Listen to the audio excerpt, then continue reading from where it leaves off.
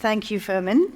It's a real pleasure to be live and in the same space as you all. I've done this once before, and it was in the middle of lockdown via the screen, so very different experience. Thank you all for coming. This is, I think a lot of speakers say this, the hardest talk that they do. Something about talking through your influences, your intellectual biography and approach is a serious challenge. Thank you for giving me this chance. I thought I'd tackle it. I went through a multitude of possibilities, but I've centred on three contemplations which I think have directed the work. What is home? What is here? And how to act. So some positioning of myself. I was born in Melbourne, Australia in the mid-60s, and like 50% of Australians, I have a parent that was born overseas. My mother, a displaced Sudet German, came via Hamburg, Sweden and the United Kingdom to Australia by boat in 1958. I'm a hybrid, a father, fifth generation Australian born, small country town childhood, and a mix of heritage and character, a hybrid of Europe and Australia, if you like. An untrained, do-it-yourself, fairly bolshy mother, not university, and a university-educated, intellectually curious father.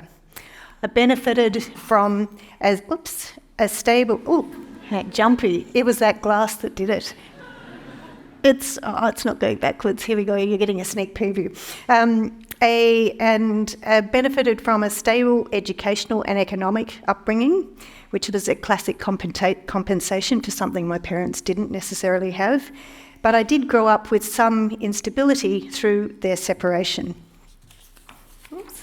Oh, interesting. It likes to go back, doesn't it? Okay. And to this I attribute some of my soft skills, diplomacy, negotiation, and endeavouring to understand alternate positions, a go-between. I'll return to that shortly. Suffice to say, the impact of personal heritage plays out in my professional interests and approach. What is home? This photo here captures two different homes. On the left, architect designed, specifically for those who live there. It's a bespoke solution that directly reflects the aspirations, preferences, needs of a particular family in its hardware. The occupants exercise choice of home and architecture. On the right, also architect designed, but as an office. It's become a makeshift home for Ukrainian families, and what was a desk is now a kitchen of sorts, microwave, kettle, sink. Here the occupants have been allocated a home, making do through occupation of a given architecture via objects, people, things. What's the difference? How is each a home? I'm fascinated by architecture's role in the formation of home. By home, I don't just mean domestic, I also mean anywhere, any place where people feel supported by space in their purpose, whether it's momentary or regular. It can be a workplace, a school, a public square, a street, a public toilet even, more on that later.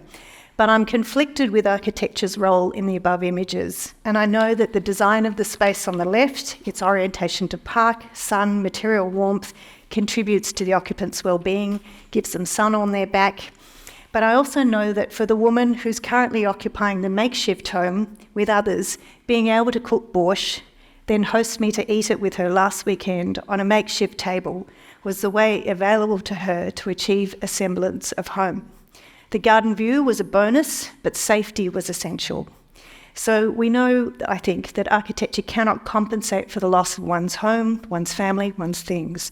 And this, I think, is a reckoning of architecture's limits, perhaps. I think about this a lot when designing for homes, whether public or private. Next thing I want to contemplate is this question of homemaking. The woman, like my mother and grandmother, started new lives in new countries with suitcases. If my grandmother lost everything other than the contents of a suitcase, she became determinedly unmaterial in her new home. My mother went the reverse and focused on homemaking. Home building, home filling, home arranging gave her comfort and security. And like a lot of migrants in Australia, with an incomplete formal education. Do-it-yourself building was one way for financial mobility. There's a whole history of Australia for that. She and my uncle renovated houses. I used to go to sites after school quite a bit. We moved a lot, and I used to witness her set up home overnight. Incredible skill. So from her, I was mentored in these two ways of making home. One, traditional, making of home, something women have been ascribed to do for a long time, but then also building sites and building homes. So it has. So the next thing I want to contemplate is what is here. I've just spent the last month in Vienna. There was a professional reason. Austria's commitment to social housing and equity of housing is something in Australia we're very far behind. So that was about lessons and insights on that.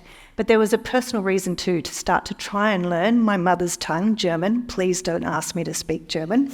And also to reflect on my own connection to place and what it is through language, family history, or buildings. So on a personal and professional level, I was wrestling with these connections. Which language speaks for me, my people, my place? Much of my architectural lineage and training in the late 80s was still focused on a largely European history. 20th century introduced me to many of its leading lights, some named here, there's thousands more. I had a leaning towards these particular architects because of the humanity and a modesty I saw in their work and to emulate. But it took, and then I took a break, like a lot of people do at the end of third year, 18 months over here again. I worked in a Milan studio of Matteo Toon for 7 months. Bottom of the office in terms of being a student. But I learned a lot about the value of cross-disciplinary design and scale. And of course, at the time, Aldo Rossi, as you can see here, was famous with his coffee pots designs and then his floating pavilions in Venice, and this possibility of form doing both at a different scale. I walked a lot of streets in that time and started to understand the value of buildings, not individually, but as ways to define our streets and our public realm, something I'm sure Jan will speak about. I also learnt a bit about broken promises, the promise of the drawing and the actuality. Again, Rossi, on my sort of weekends, schlepping out away from the historic city's charms, out to the peripheria. And that's where I discovered that this sort of black and white drawing of Rossi's that promised so much of shadows meant absolutely nothing when you mixed it with La Nebbia of Milan. So here was this lesson about this promise of the drawing and not working with the conditions of the actual place, this need for architects not to resist those, to work with them carefully. So still my training was heavily biased towards these sort of European models. And it was a key predicament for me when I was returning to practice in Australia. How to use my training and inheritance of a global discipline with its richness and restrictions while intervening in place in local and specific ways. And so Peter Corrigan, a Melbourne architect and educator, helped expand the grammar of architecture to speak a dialect inflected by here, or Melbourne. Their fire stations, this is one of their churches, became a key reference point for our work, showing a way to counter suburban as a generic condition, make it something specific to place, modest civic buildings to dignify the experience of the everyday and ordinary. Here was an architecture that spoke of our situation and a reminder of why here is not the same as there. And that's been a key imperative in the work of my practice. More lessons on acting here. And when I say here, I mean back in Melbourne. In 1993, a couple of major lessons came from walking the Lurajari Trail. It's an 80-kilometre route on the coast of northwest Australia, country of Paddy Rowe and his ancestors, the Galarabaloo community. First, questions about what constitutes architecture. Our various camps gave us me a chance to observe how space was used, an architecture of sorts out of our practices and activities, not through building. One day we were camped amongst a cluster of paperbarks on a dry riverbed, and we had the eskies out, fold-up tables, a fire pit where cooking was happening, and some kids came running too close, and one of the women yelled out, "Get out of the kitchen." And I thought to myself, of course, this is a kitchen. This makeshift arrangement is one, but of course without walls. And I think that's how we have mistaken patterns of settlement or architecture, always looking for the walls. It was a counter to a very learned preoccupation with physical structures as evidence of occupation. Sadly, a sentiment still reflected in Australia's problematic relationship with its colonial history. So our attachment to place is formed in so many ways, and architecture is one strand of that, and not necessarily the main event. It was also here that I learnt that the landscape that we as architects might describe as empty is in fact full of meaning, full of stories, and it's only our cultural illiteracy that stops us from reading it. It reinforced to me, goodness, it can't possibly be the type, can it? That the physical space might remain empty without the cultural framework to read that. But the next thing that from that walk that became important was the actual act of walking itself. And there's nothing like walking 4 hours, sometimes 14 hours a day, watching the ground to really appreciate its variations. You become very sensitive to its tiny differences, its wetness, its dryness, its geology, the different plantings and so on.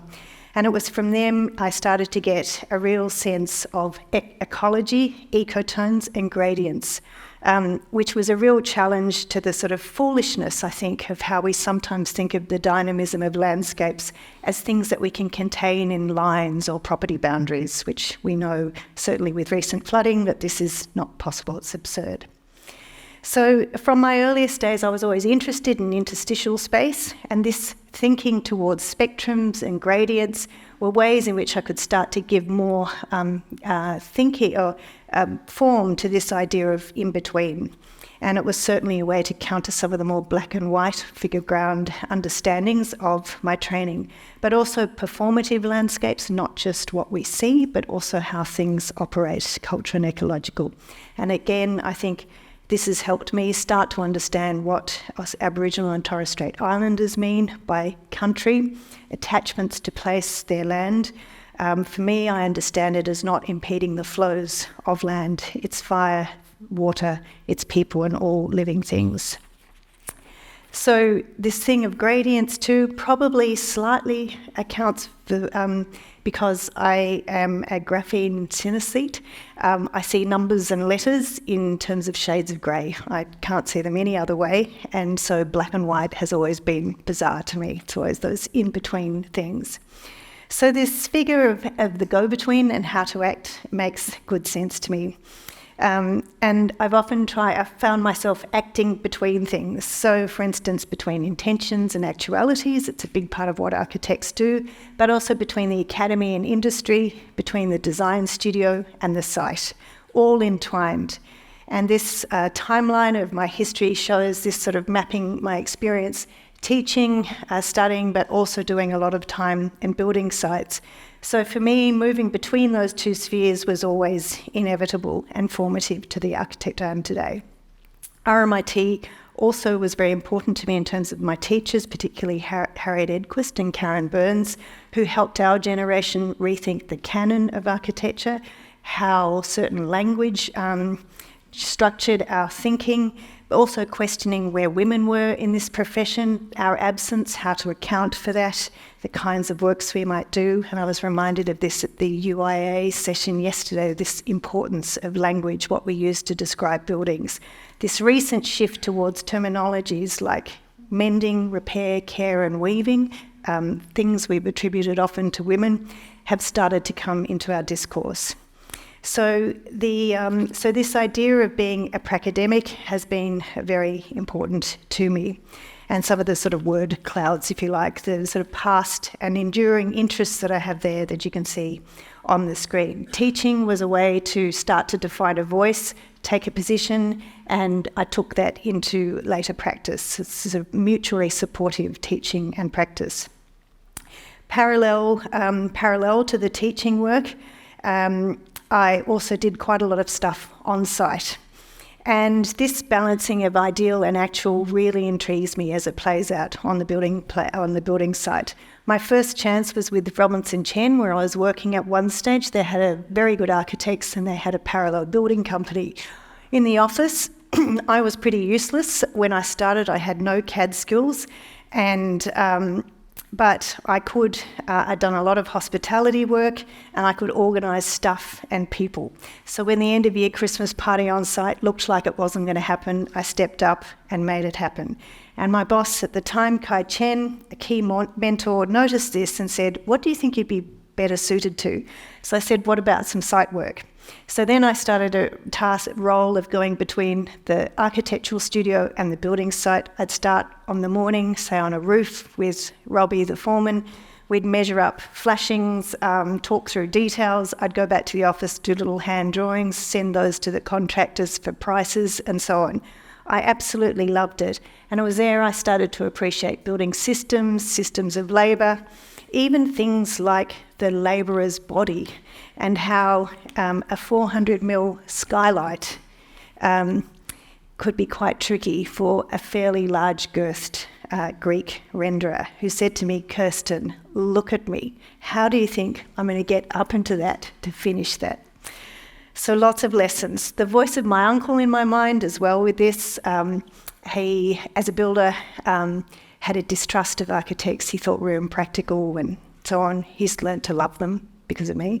But it took a little while. But this balancing of the poetic and the practical is something I feel compelled to strive for.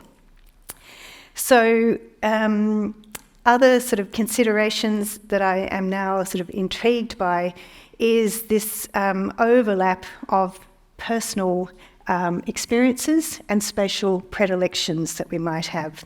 I've been in practice since '94, and I can see how places I spent time in as a child, we can see on the left, have influenced my work. So for instance, a blockwork house at Merimbula that I spent a bit of time in as a child, I can account for why I like blockwork sometimes.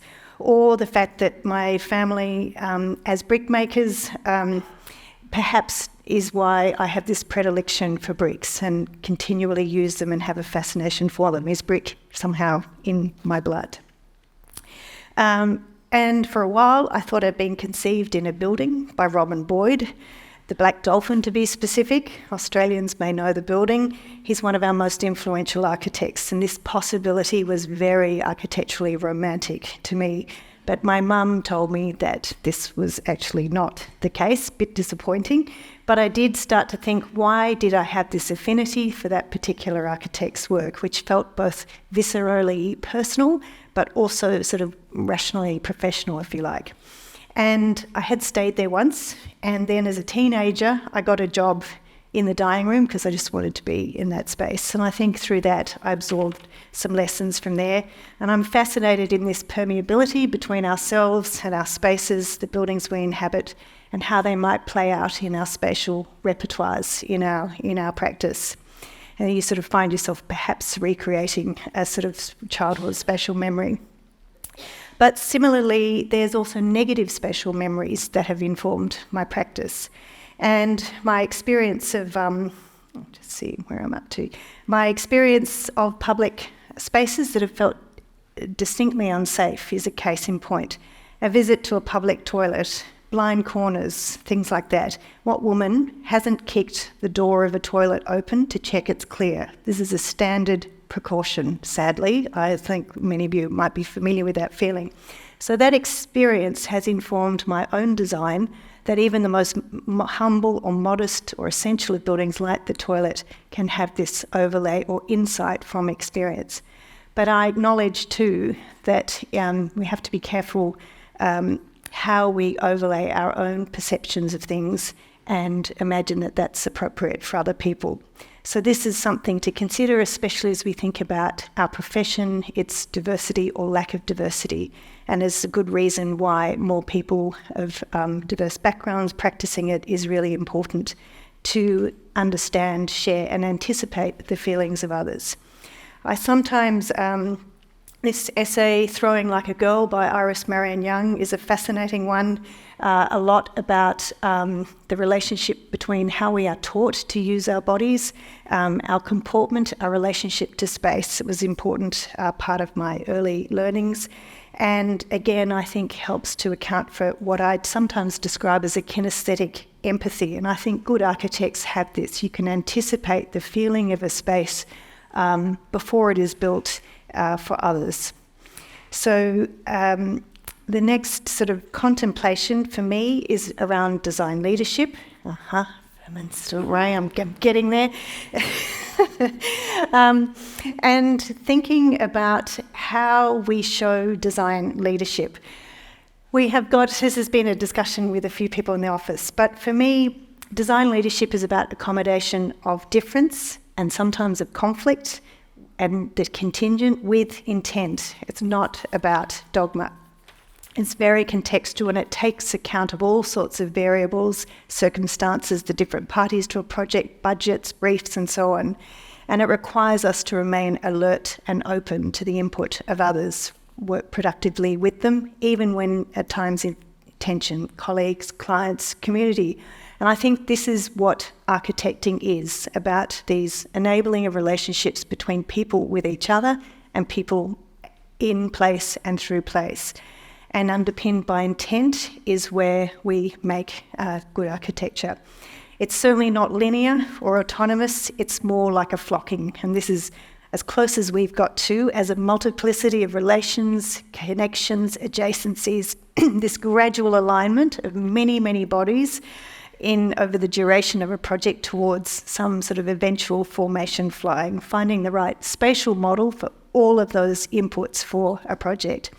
I think to think of it this way, design leadership is an interesting and more constructive alternative to the much derided practice mythologised in the heroic figure of the 20th century architect, bullish, resolute, didactic, likely male, and unyielding in the face of others' desires. So accommodating with intent is true to our hearts, but it's very different to compromise. So to finish up, when I started my practice in '94, I had no particular plan, but I did have a hunch that architectural practice could rethink some questionable myths that were foundational to some of our most celebrated figures. For instance, that great buildings demanded great personal sacrifice, long hours, low pay, no time for family or life outside. In early practice, I experienced this and evidenced this. I had it personally as well, and I've tried to change that for people in my office. That great architects were uncompromising, in full control, no doubts, at least not that we knew. And this style of leadership was apparently the only way to deliver design excellence. Other sort of myths about who should do what kind of architecture, seriously to challenge. I didn't like these assumptions, and a lot of it was about finding a way to find your own way to operate, to affirm a different approach.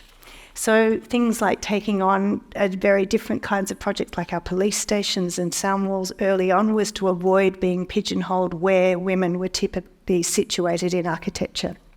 But the other important thing I wanted to leave you with was the linking of design and business as mutually supportive endeavours, to put the right conditions in place, especially the right level of fees required for proper resourcing, because thriving people and thriving practice is better. It makes better buildings. It is ironic that in designing comfort for our clients, we have, as an industry, become habituated to expect some personal discomfort to deliver this. It's a very strange thing. And I think sometimes this stems from a myth of architects as artists, that we're somehow remunerated by our intellectual rather than financial reward to justify conditions and low pay. Might be better here, I don't know. But I certainly think we're ripe for exploitation by disingenuous clients with that and should reject it. We have too great a duty of care to our clients, our communities and our colleagues, and this sort of thing no longer stands. It's interesting to me, our next generation of practitioners quite rightfully have a very different expectation about, and increasingly the workplace terms, to redefine the nature of their relationship between their work and their home life. So how we do business, treat our colleagues, needs to match the quality of our much applauded work.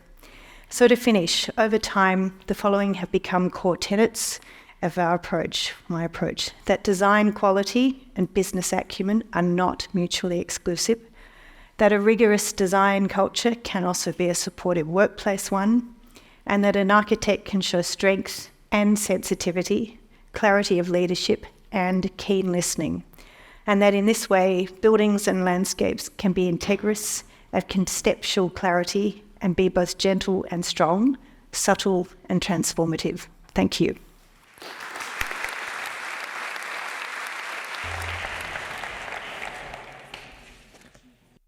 I'm sorry that we missed the last slide. We will put it in the edited video if that helps a little bit.